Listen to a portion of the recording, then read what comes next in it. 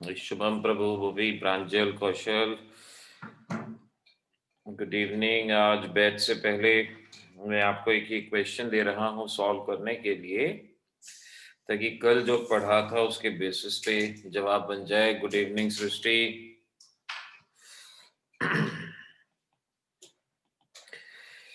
तो जरूरी है पहले जो कल टॉपिक पढ़ा, गुड इवनिंग मधुर, उस बेसिस पे जल्दी से इस क्वेश्चन को सॉल्व कर दें। तो डिक्रीजिंग ऑर्डर ऑफ साइज में आपसे पूछा गया है, जल्दी से इसको सॉल्व करें। गुड इवनिंग कोमल, देखते हैं क्या जवाब बनता है। Come on try. साइज के लिए मैंने कुछ पॉइंट्स आपको कल बताए थे। Atomic size directly proportional to number of shell, और अगर नंबर ऑफ शेल बराबर हैं तो हमें पता है that is inversely to atomic number. तो उस बात को ध्यान में रखते हुए जल्दी से मेरे को इस क्वेश्चन का जवाब आप देंगे। मैं एटॉमिक नंबर लिख देता हूं, इनके साथ इनका एटॉमिक नंबर भी यहां मेंशन कर दिया गया है। ओके, कौशल का आंसर आ गया। आगे बढ़ते हैं, देखते हैं अगला जवाब क्या रहेगा। नेक्स्ट, कमल मुझे व्हाट्सएप में याद दिलाना बेटा, ठीक है ना। अभी डे बिफोर यस्टरडे की क्लास अपलोड की गई है, कल की क्लास के बारे में देखते हैं। और प्रभु आंसर इज नॉट करेक्ट बेटा, चेक इट अगेन। देखो कल जो चीजें बताई थी उसको पूरी अच्छी तरह से ध्यान रखो, क्योंकि वो पूरे के पूरे चैप्टर की बैकबोन है, एटॉमिक साइज में अरेंज करना। मैं पॉइंट सामने दिखा देता हूं। एटॉमिक साइज में अरेंज करना, ये हमारे पास मेनली ये दो पॉइंट यहां इस्तेमाल होंगे कि atomic size directly proportional to number of shell. Madhur का जवाब ठीक है। और अगर नंबर ऑफ शेल बराबर हैं तो एटॉमिक साइज के अकॉर्डिंग उत्सव करेक्ट आंसर। पर उत्सव ये देखो ना कि आपका इंक्रीजिंग ऑर्डर है, क्वेश्चन में डिक्रीजिंग ऑर्डर। हमारे हिसाब से ठीक है, अगर आप हमारे टेस्ट में लिखोगे तो हम गलत नहीं करेंगे, लेकिन अगर आप स्कूल में या कहीं और इस क्वेश्चन को सॉल्व करते हो तो वहां गलती हो जाएगी बेटा, थोड़ा सा उसका ध्यान रखना है, ठीक है ना। Good boy. अब इस बेसिस पे आपने इस क्वेश्चन को सॉल्व करना है। सभी बच्चे जरूर ट्राई करो और तभी मुझे प्रॉपर वे में जवाब दो, क्योंकि इस क्वेश्चन में हमारे एक दो टॉपिक और सॉल्व हो जाएंगे। प्रांजल करेक्ट। हार्दिक, मैंने कल भी कहा बेटा साइन लगाना मत भूलो, साइन चाहिए हमें। Manasvi good evening. Prabhu the answer is not correct. Riva answer is not correct बेटा, चेक इट अगेन। देखो मिस्टेक कहाँ आ रही है, चेक करो, नहीं तो मैं सामने बताऊंगा ही आपको कि क्या जवाब आएगा। आप अपने आंसर को एक बार चेक कर लें, सही है नहीं है, क्या गड़बड़ी है, एक बार उस चीज को जरूर देख लें। हमेशा ही पहले shell wise configuration, shell wise configuration के लिए पहले इनके इलेक्ट्रॉन काउंट कर लो। देखो जो मैंने सीक्वेंस बताया है वो सीक्वेंस नहीं भूलना। अगर उस सीक्वेंस को फॉलो करोगे तो आपका आंसर गलत किसी भी हालात में नहीं हो सकता। कि पहले आपको नंबर ऑफ शेल देखना है। हार्दिक, बेटा इसमें एक जगह एरर है आपके आंसर में। सृष्टि, अगर ये डिक्रीजिंग ऑर्डर है तो बेटा ये रॉन्ग है। देखो तभी मैं कहता हूं सिंबल का आप जवाब दें। मनस्वी, यही पहला क्वेश्चन है। उससे पहले तो मैं जो कल बताया था ना कि directly proportional to size, atomic size वगैरह वो बताया था। This is the first question, so you need to solve this question. Okay Bhuvi, this is the increasing order and this is the correct one. Correct answer है ये आपका।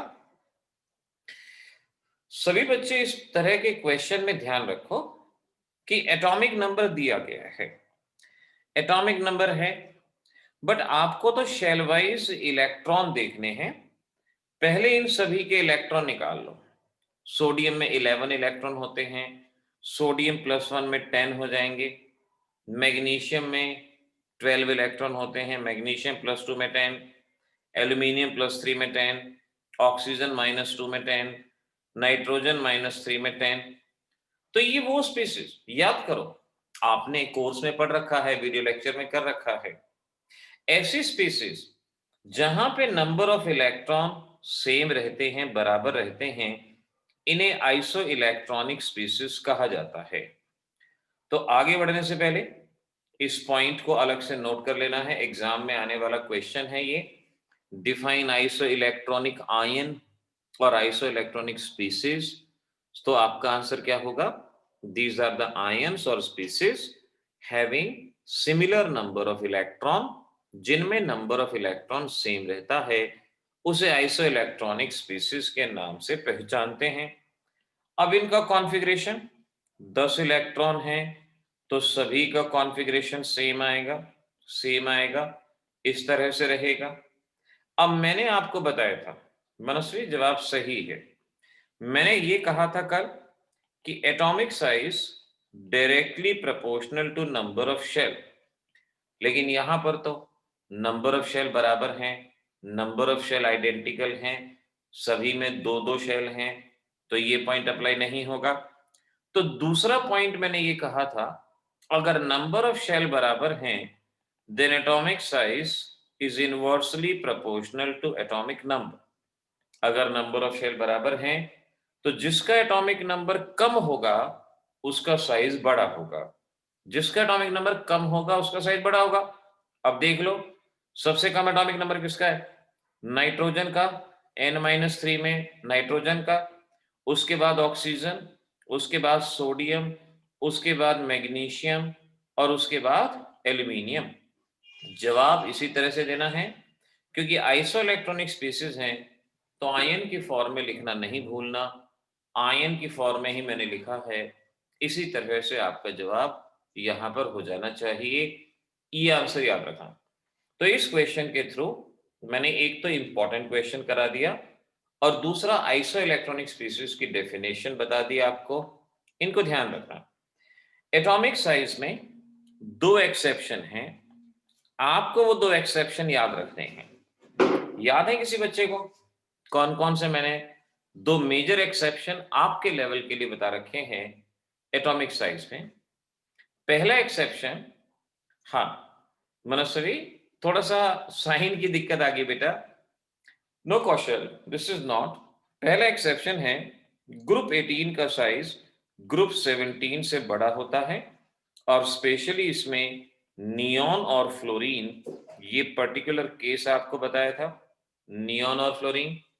और aluminium और gallium में एल्यूमिनियम का साइज गैलियम से बड़ा होता है। ये पॉइंट यहां पर याद रखना होगा आपको, ये ध्यान रखना होगा। अच्छा मुझे ये बताओ, ट्रेंड इन पीरियोडिक टेबल, अगर मैं पीरियोडिक टेबल में साइज के ट्रेंड की बात करता हूं, तो क्योंकि आप इस बात को काफी लोअर क्लासेस से पढ़ते हैं, in a period general trend क्या होगा? जब हम पीरियड में ट्रेवल करेंगे तो साइज डिक्रीज और इंक्रीज, पीरियड में साइज डिक्रीज और इंक्रीज। ठीक है Bhuvi, Hardik correct, Kaushal correct. So we can say जैसे जैसे हम पीरियड में मूव करेंगे साइज डिक्रीज होगा। सिंपल सी आप बात याद रखो, साइज डिक्रीज। और रीजन भी बताना चाहते हो तो 11th क्लास में आप एक बात कह सकते हो, due to increase in effective nuclear charge. याद रहे तो सही है, नहीं तो सिंपल याद रखो, आपसे 11th में कोई ये नहीं पूछेगा कि साइज डिक्रीज है इंक्रीज है, लेकिन कुछ प्रॉपर्टीज को सॉल्व करने के लिए हमें अपनी इंफॉर्मेशन के लिए पता होना चाहिए। इन ए ग्रुप या डाउन अ ग्रुप, कुछ भी कह सकते हो, down the group size increases, क्योंकि down the group number of shell बढ़ती हैं और इस वजह से साइज बढ़ता है। सबसे छोटा एटम कौन सा है? सबसे छोटा एटम जल्दी से बताओ, सबसे छोटा और सबसे बड़ा दो एटम बता दो कौन से? The smallest one and the biggest one. छोटा एटम सबसे कौन सा? ध्यान रखना, जवाब नहीं आया तो मैं सोचो। कौशल का जवाब ठीक है। Shubham, there is a mistake. Shubham, no बेटा, this is not the answer. Mukul का ये जवाब ठीक है, एक जवाब। मनस्वी, एक ठीक है, बिगेस्ट वाला ठीक है। नम्या का ठीक है जवाब। प्रभु, नो, नहीं बेटा। पूरी पीरियोडिक टेबल के अंदर हमें देखना है कि किसका साइज छोटा। उत्सव, फ्रेंशियम रेडियो एक्टिव है बेटा, रेडियो एक्टिव को कभी भी कंसिडर नहीं करते, इतना ध्यान रखना। द स्मॉलेस्ट इज हाइड्रोजन और सबसे बड़ा है आपका सीजियम, ये दो बातें ध्यान रखना। अब हीलियम नोबल गैस है, नोबल गैस ग्रुप 18, इस बात को भी समझना। तो हाइड्रोजन और सीजियम, ये दो बातें यहां पर आपको दिमाग में रखनी है, इन दोनों को याद रखना। चलो ठीक है, अब आगे बढ़ते हैं। अब देखो, यहां तक एटॉमिक साइज के बेसिस पे कुछ भी आपसे पूछा जाए वो आप जवाब दे सकते हैं। होमवर्क में एक छोटा सा क्वेश्चन, क्वेश्चन ये है, why atomic size of neon is greater than fluorine and why. और इनके जवाब आप में से काफी बच्चों ने अभी मुझे लिख के भी दिए हैं। Aluminium is bigger than gallium. तो ये दो क्वेश्चन आपको यहां करने हैं, अरेंज करना मैंने आपको यहां सिखा दिया है। एटॉमिक साइज हमारे यहां पे फिनिश। अब नेक्स्ट हेडिंग डाल दो, मेरे साथ साथ सीखो। Ionisation energy, ionisation enthalpy, ionisation potential. Prabhu, ठीक जवाब है बेटा, बिल्कुल सही। हार्दिक का पहला आंसर ठीक आया है। मैंने देखा काफी बच्चों ने जवाब दिए हैं और उनके जवाब बिल्कुल ठीक हैं। आयोनाइजेशन एनर्जी और आयोनाइजेशन एंथैल्पी, आयोनाइजेशन पोटेंशियल, कुछ भी कह लो, इन सभी का एक जनरल मीनिंग सेम होता है। देखो, आप सभी बच्चे इस बात को बहुत अच्छे से जानते हो, एटम है, एटम के अंदर इलेक्ट्रॉन है, इलेक्ट्रॉन पे एक न्यूक्लियस का फोर्स ऑफ अट्रैक्शन होता है, जिसकी वजह से इलेक्ट्रॉन एटम के अंदर घूमता रहता है। आप इसे बाहर से एनर्जी सप्लाई करते हैं। जब आप बाहर से एनर्जी सप्लाई करते हैं और एक वो सफिशिएंट अमाउंट की होती है, तो इलेक्ट्रॉन एटम में से बाहर आ जाता है और इस एनर्जी को आयोनाइजेशन एनर्जी कहा जाता है। तो आयोनाइजेशन एनर्जी का मीनिंग क्या हुआ? Energy supplied from outside to remove outermost electron from isolated gaseous atom. Definition को ध्यान से रखना, it is the amount of energy, क्योंकि इसकी डेफिनेशन में भी ना क्वेश्चन छुपा हुआ है, इसीलिए मैं डेफिनेशन लिख रहा हूं। Amount of energy require to remove electron from outer shell outer shell of an isolated gaseous atom, isolated gaseous atom। किसी भी एटम में से सबसे बाहर वाले, देखो जब आप किसी एटम में से इलेक्ट्रॉन निकालोगे तो हमेशा पहले वही तो बाहर निकलेगा जो सबसे बाहर है। तो सबसे बाहर वाले में से इलेक्ट्रॉन बाहर निकालना है, इसे आयनाइजेशन एनर्जी कहते हैं। और अगर एनर्जी आप हीट की फॉर्म में दे रहे हैं तो आप इसे आयनाइजेशन एंथैल्पी कहते हैं। तो ध्यान से देखो, अगर आप यहां एनर्जी की जगह हीट लिख देंगे तो वो नई टर्म क्या बन जाएगी? आयनाइजेशन एंथैल्पी, जिसे डेल्टा एच आई से रिप्रेजेंट किया जाएगा, उसे आयनाइजेशन एंथैल्पी कहा जाएगा। और अगर हम एनर्जी की जगह इलेक्ट्रिसिटी या पोटेंशियल लिख देंगे तो वो हमारी नई टर्म हो जाएगी, जिसका मतलब आयोनाइजेशन पोटेंशियल, उसे आयोनाइजेशन पोटेंशियल कहा जाएगा। तो तीनों चीजों का मतलब बस एक ही है कि हमें इलेक्ट्रॉन बाहर निकालना है, इलेक्ट्रॉन बाहर आ जाना चाहिए। तो ये इन सभी बातों का मतलब सिर्फ एक यही है, इस पॉइंट को ध्यान रखना। अच्छा, यहां पर एक क्वेश्चन आता है, क्वेश्चन ये आता है कि why we consider isolated gaseous atom.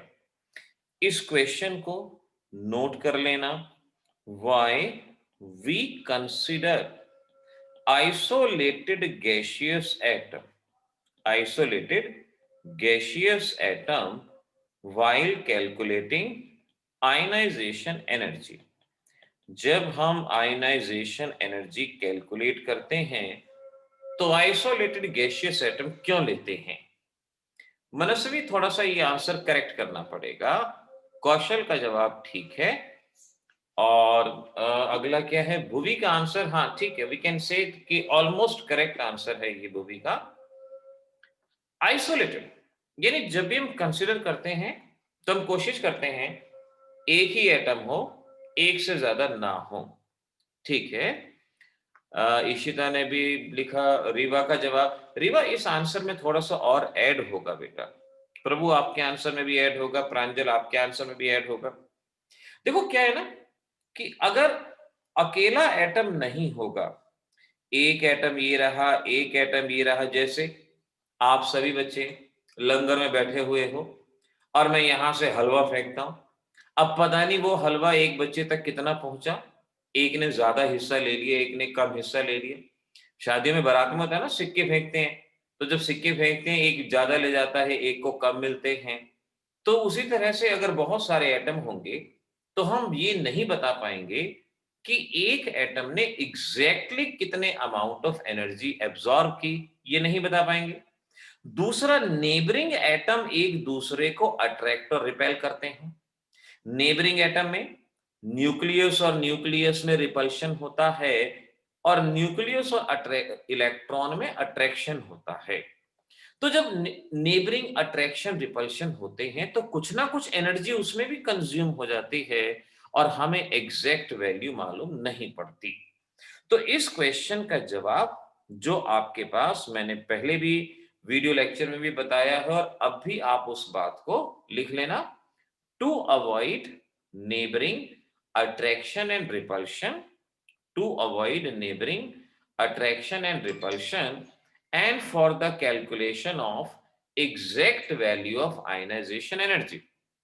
To avoid neighboring attraction and repulsion and for calculation of exact value of ionization energy, ये हमारा जवाब होगा।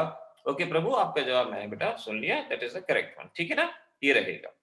तो अब ध्यान रखो, एग्जाम में एग्जामिनर क्या करेंगे, आपको कहेंगे डिफाइन आयनाइजेशन एंथैल्पी। क्योंकि आपने आयनाइजेशन एनर्जी को ज्यादा याद किया हुआ होता है तो आप उस डेफिनेशन में एनर्जी लिख के आ जाते हैं और एग्जामिनर यहां पर मार्क्स डिडक्ट करते हैं। तो अगर एंथैल्पी कहा है तो enthalpy strictly means heat energy, वहां आपको हीट शब्द का इस्तेमाल करना होगा, इस बात को समझना है आपको। चलो इसमें आगे बढ़ो। देखो जैसे मेरे पास सोडियम है, सोडियम में से मैंने एक इलेक्ट्रॉन को बाहर निकाला। जब कभी भी किसी भी एलिमेंट में से पहला इलेक्ट्रॉन बाहर निकाला जाता है उसे फर्स्ट आयनाइजेशन एनर्जी कहते हैं। और अगर आयनाइजेशन एंथैल्पी कह रहे हैं तो उसे first ionization enthalpy delta HI1 कहते हैं या IE1, यानी फर्स्ट आयनाइजेशन एनर्जी उसको कहा जाता है। जब सोडियम में से एक इलेक्ट्रॉन बाहर निकल जाएगा तो इस पे पॉजिटिव चार्ज आएगा, पॉजिटिव चार्ज आएगा। और अब अगर आप अगला इलेक्ट्रॉन बाहर निकालते हैं तो यहां जो एनर्जी कंज्यूम होगी उसे सेकंड आयनाइजेशन एनर्जी और सेकंड आयनाइजेशन एंथैल्पी कहा जाएगा, सेकंड आयनाइजेशन एंथैल्पी कहेंगे। नाउ अब एक बात देखना, एक बार ध्यान से, सोडियम में प्रोटॉन थे 11, इलेक्ट्रॉन थे 11, प्रोटॉन 11 इलेक्ट्रॉन 11, या मैं ऐसे लिख दूं इलेक्ट्रॉन 11 और प्रोटॉन भी 11। 11 प्रोटॉन ने वैलेंस इलेक्ट्रॉन को अट्रैक्ट किया हुआ था, एक इलेक्ट्रॉन निकल गया, अब बचे 10 इलेक्ट्रॉन, लेकिन प्रोटॉन उतने ही हैं। यानी अब 11 प्रोटॉन ने 10 इलेक्ट्रॉन को अट्रैक्ट किया है। पहले 11 प्रोटॉन 11 इलेक्ट्रॉन को अट्रैक्ट कर रहे थे, अब 11 प्रोटॉन 10 इलेक्ट्रॉन को अट्रैक्ट कर रहे हैं, यानी अब फोर्स ऑफ अट्रैक्शन इलेक्ट्रॉन पे बढ़ जाएगा। और जब फोर्स ऑफ अट्रैक्शन यहां बढ़ेगा तो इलेक्ट्रॉन को निकालने के लिए पहले से ज्यादा एनर्जी देनी पड़ेगी, पहले से ज्यादा एनर्जी देनी पड़ेगी।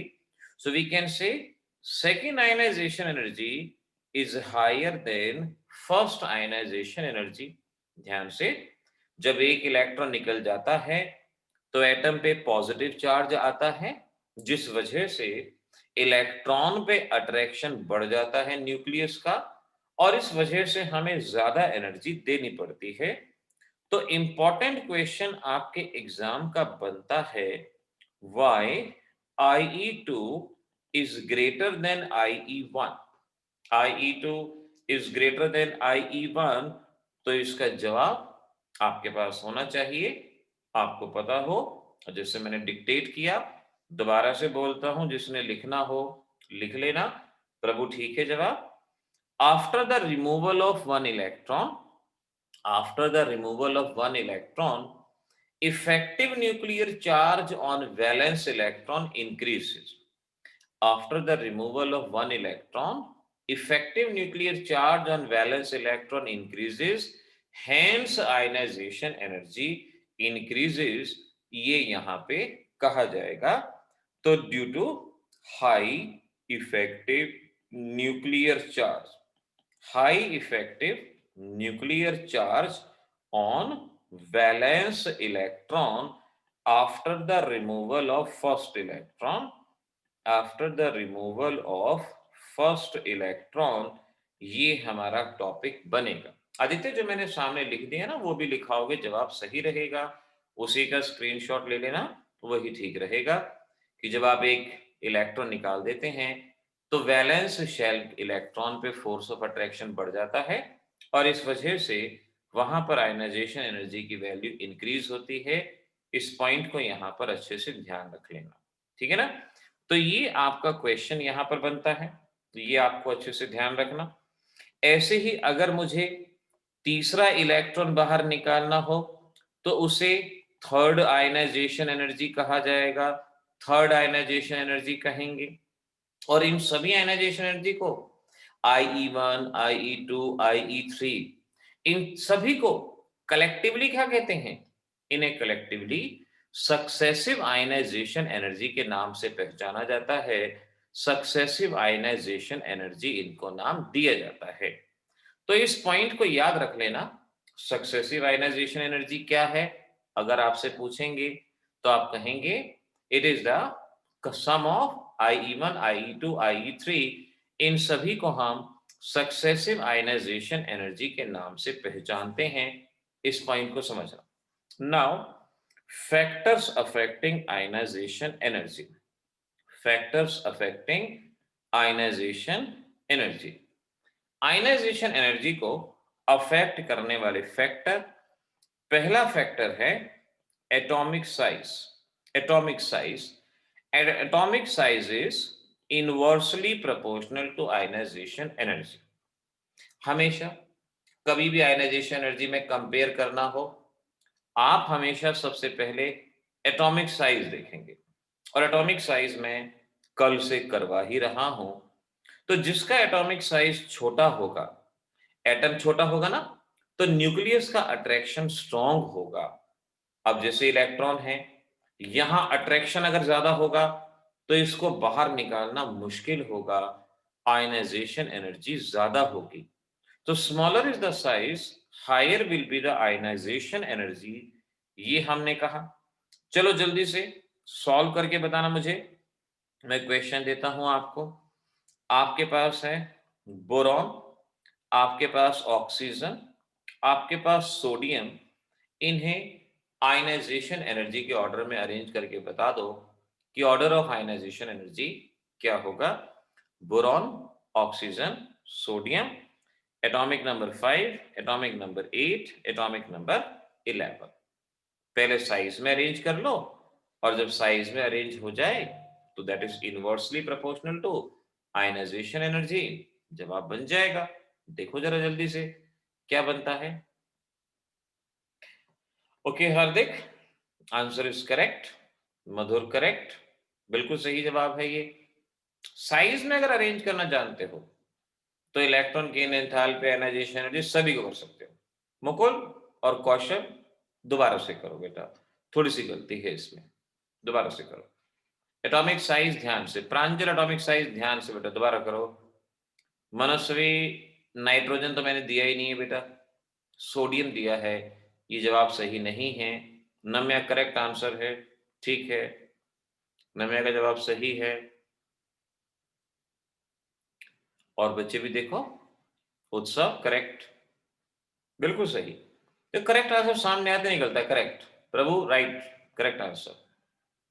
एटॉमिक साइज एक बेसिक प्रॉपर्टी है इनऑर्गेनिक केमिस्ट्री में। देखो ये चैप्टर इनऑर्गेनिक केमिस्ट्री का बेसिक होता है। इशिता करेक्ट है, कौशल करेक्ट है। कॉम्पिटेटिव में इनऑर्गेनिक हमेशा एक स्कोरिंग पार्ट होता है केमिस्ट्री में। Pranjal, now the answer is correct. कहते हैं ना कि एक बार अगर हम 15 सेकंड ज्यादा सोच लें तो हमारा इनकरेक्ट आंसर भी करेक्ट हो जाता है। Manasvi, now this is correct. Shell wise configuration 2-3, 2-6, 2-8-1। फिर इसे एटॉमिक साइज में अरेंज करना है, साइज में।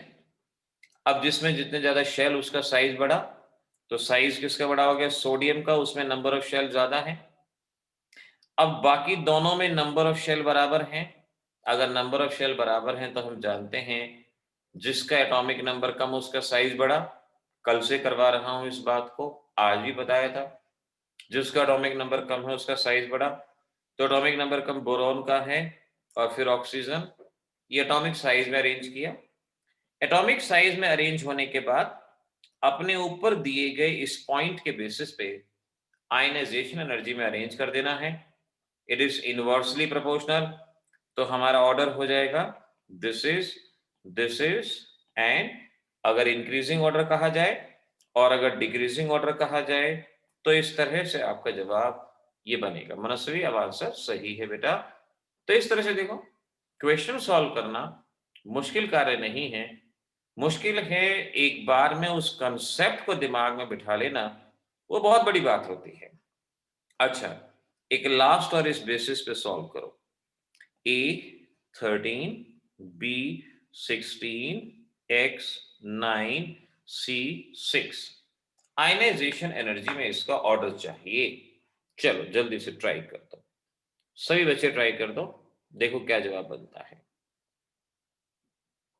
ये बात कभी भी दिमाग में नहीं रखनी कि एग्जाम में हो जाएगा। ये वहम बच्चे के दिमाग में छोटेपन से आ जाता है कि मैं तो बड़ा हो गया और मैं जो कह रहा हूं वो ठीक है, जबकि होता उलट है। तो हर चीज को, हर क्वेश्चन को, चाहे आसान हो चाहे मुश्किल हो, उसको सॉल्व करने की आदत डालो। अगर ये आदत बेटा आपने डाल ली ना, तो यकीनन आपका 12th के बाद एडमिशन जहां आप चाहते हो होने से कोई नहीं रोक सकता। मधुर गलत है बेटा।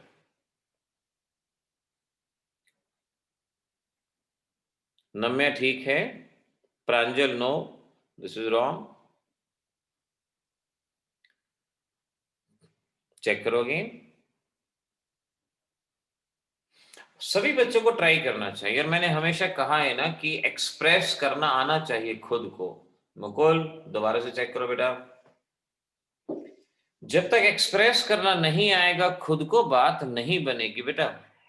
You need to express yourself. Riva no, वो भी ठीक है। हार्दिक करेक्ट, उत्सव करेक्ट, सही जवाब। कौशल बिल्कुल ठीक जवाब है। प्रभु का जवाब अब ठीक है। मनस्वी करेक्ट, इशिता करेक्ट। देखो हो गया ना करेक्ट सभी का। जल्दबाजी नहीं, कंसेप्ट दिमाग में बिठाना है पहले। कंसेप्ट दिमाग में बैठेगा, जब तक पुराने वहम नहीं निकलेंगे नई कंसेप्ट नहीं आएंगे। कुर्सी पे कोई इंसान बैठा हुआ है, आप बैठना चाहते हैं, जब तक वो नहीं हटेगा आप नहीं बैठ सकते। इसी तरह से हमारे दिमाग में जो पुरानी बातें हैं, पुराने बिलीफ्स हैं, उनको हटाना है, तभी तो नई बातों के लिए हमारे दिमाग में जगह बनेगी। तो एटॉमिक साइज के लिए सबसे पहले शेल 283, 286, 27, 2 4। एटॉमिक साइज में अगर इसको अरेंज करना हो तो सबसे बड़ा साइज किसका होगा जिसमें शेल ज्यादा है? प्रांजल चेक इट अगेन। शेल इनमें ज्यादा है, 3 शेल हैं और उनमें 2 हैं। अब दोनों में अगर बराबर शेल हैं तो जिसका एटॉमिक नंबर कम उसका साइज बड़ा। सो ए देन बी। अब एक्स और सी में दोनों में नंबर ऑफ शेल बराबर हैं तो जिसका एटॉमिक नंबर कम उसका साइज बड़ा। 6 और 9 एटॉमिक नंबर कम किसका है? सी का। सी एंड एक्स ये यहां पर बनता है। अगर एटॉमिक साइज में हो गया तो अब आयनाइजेशन एनर्जी इसका उल्टा होगा।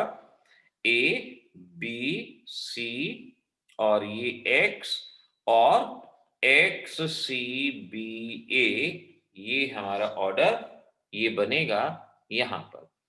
ध्यान से इस तरह के ऑर्डर को देखते जाएं, सॉल्व आपको करना है। प्रांजल आपने पहले जो जवाब दिया है ना बेटा उसमें ए आपने बड़ा बताया है, ए की आयनाइजेशन एनर्जी ज्यादा बताई है, वो आपने साइज को ऑर्डर बता दिया प्रांजल।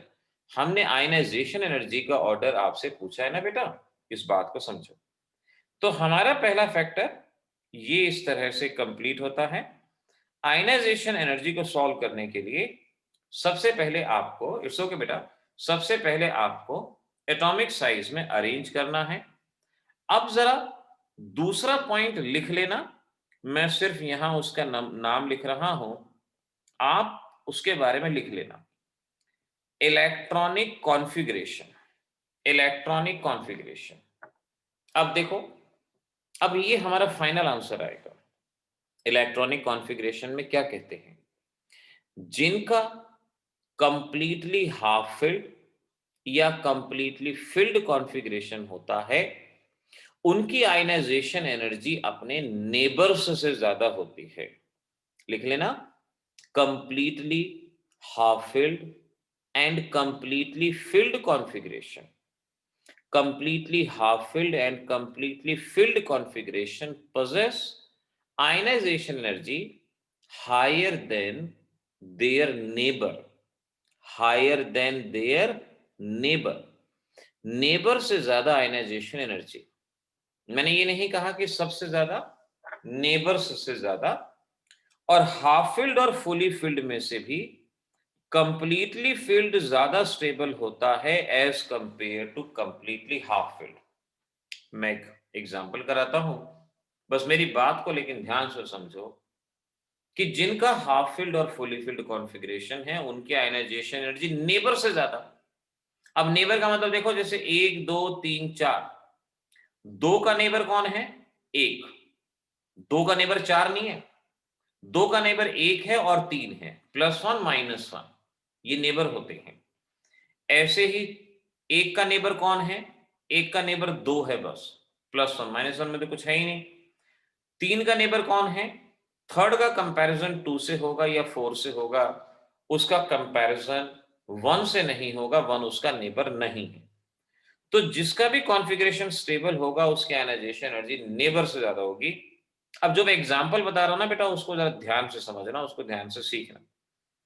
सपोज मैं कहता हूं कि मेरे पास है, suppose carbon, nitrogen, oxygen, fluorine, ये है। इनको मुझे आयनाइजेशन एनर्जी में अरेंज करना है और ये इनका कॉन्फ़िगरेशन। आप बच्चे में से अगर कोई जानता है तो साथ साथ सॉल्व कर दो, नहीं तो सीख लो पहले। इस तरह से एलिमेंट दिए गए। अब ये फाइनल ऑर्डर बता रहा हूं कि किस तरह से क्वेश्चन सॉल्व करना है। 2 4 2 5 2 6 2 7 कॉन्फ़िगरेशन। सबसे पहले एटॉमिक साइज में अरेंज करोगे। कॉन्फ़िगरेशन में हम देख सकते हैं नंबर ऑफ शेल बराबर हैं। अगर नंबर ऑफ शेल बराबर हैं तो जिसका एटॉमिक नंबर कम उसका साइज बड़ा। एटॉमिक नंबर कम यानी कार्बन, नाइट्रोजन, ऑक्सीजन, फ्लोरीन, ये एटॉमिक साइज का ऑर्डर आएगा। एटॉमिक साइज का ऑर्डर आएगा हमारे पास। और फिर एटॉमिक साइज पे अब पहला पॉइंट अप्लाई करो। ऊपर जो 2 पॉइंट बताए ना, फर्स्ट पॉइंट अप्लाई करो। ये ऑर्डर हो भी सकता है और करेक्ट नहीं भी हो सकता। So we can say ionisation energy correct हो भी सकता है और नहीं भी हो सकता, वो हमें दोनों पॉइंट को चेक करके मालूम पड़ेगा। तो एटॉमिक साइज में अगर ये ऑर्डर है, सो वी कैन से पहले पॉइंट को अप्लाई करें तो atomic size is inversely to ionisation energy, ये हमारे पास ऑर्डर आएगा। पहले पॉइंट को अप्लाई करने के बाद कि atomic size is inversely proportional to ionisation energy, वो भी चेक करना। हार्दिक, आप भी एक बार बेटा चेक करना आंसर। कौशल और मधुर का जवाब परहैप्स ठीक है। हार्दिक और भुवी जरा चेक करना। तो पहला पॉइंट के बेसिस पे हमारे ये जवाब यहां पर आता है, लेकिन हमें एग्जैक्ट ऑर्डर बताना है कि एग्जैक्ट ऑर्डर क्या होगा, यानी फाइनल आंसर। और ये फाइनल आंसर आएगा इलेक्ट्रॉनिक कॉन्फ़िगरेशन को कंपेयर करके। अगर किसी का कंप्लीटली फिल्ड और हाफ फिल्ड है तो उसकी आयनाइजेशन एनर्जी नेबर से ज्यादा होगी। प्रांजल ठीक है, अब जवाब मनस्वी का भी ठीक है और हार्दिक का भी ठीक है। अब आपने कॉन्फ़िगरेशन देखना है और जिसका कॉन्फ़िगरेशन स्टेबल होगा उसकी आयनाइजेशन एनर्जी नेबर से ज्यादा होगी। तो कार्बन का कॉन्फ़िगरेशन 1s2 2s2 2p2। अब पी सब शेल में हम जानते हैं कंप्लीटली फिल्ड होता है जब 6 इलेक्ट्रॉन हो और हाफ फिल्ड होता है जब 3 इलेक्ट्रॉन हो, तो ये स्टेबल नहीं है। Nitrogen 1s2 2s2 2p3 2p3 P में 3 इलेक्ट्रॉन, ये स्टेबल है, स्टेबल कॉन्फ़िगरेशन है। और बाकियों का कॉन्फ़िगरेशन देखेंगे तो कोई भी कंप्लीटली हाफ फिल्ड या फुली फिल्ड नहीं है, तो हमारा ये कॉन्फ़िगरेशन कंप्लीटली हाफ फिल्ड है, स्टेबल। और जो कंप्लीटली हाफ फिल्ड होगा उसकी एनर्जी नेबर से ज्यादा, सबसे ज्यादा नहीं, नेबर। अब नाइट्रोजन का नेबर या तो कार्बन है या ऑक्सीजन है। अब कार्बन से तो ये पहले ही ज्यादा है, कार्बन से पहले ही ज्यादा है, ऑक्सीजन से आगे लिख दो तो हमारा ऑर्डर ये बनेगा, this the final order, fluorine सबसे ज्यादा, फिर नाइट्रोजन, फिर ऑक्सीजन, फिर कार्बन। ये जवाब हमारे पास यहां बनेगा, फ्लोरीन नाइट्रोजन ऑक्सीजन कार्बन, ये जवाब बनेगा। इसको ध्यान रखना। देखिए अब टाइम हो रहा है, मैं आपको एक होमवर्क में क्वेश्चन दे रहा हूं, आप जरा इसको फटाफट नोट कर लें और इसको ट्राई करेंगे। कल जब आप आएंगे तो मैं आपसे इसका जवाब पूछूंगा क्या है। ये क्वेश्चन आपके सामने है, इसको नोट कर लें। In the order of ionisation energy आपने इसको सॉल्व करना है। अच्छा, आयनाइजेशन एनर्जी का जो वीडियो लेक्चर है वो ओपन कर दिया गया है, चैप्टर को साथ साथ वहां से भी रिवाइज करते जाओ। आयनाइजेशन एनर्जी का टॉपिक बताया है, तो एक बार फास्ट फास्ट क्लासिफिकेशन के आयनाइजेशन एनर्जी वाले लेक्चर को भी फटाफट देख लो। थर्ड या फोर्थ लेक्चर होगा परहैप्स, उसमें लिखा हुआ होगा आयनाइजेशन एनर्जी, और उसको अच्छे से फटाफट चेक कर लो। ठीक है, इस होमवर्क वाले को बेटा नोट करना, पहले सॉल्व हो जाए तो बेशक से व्हाट्सएप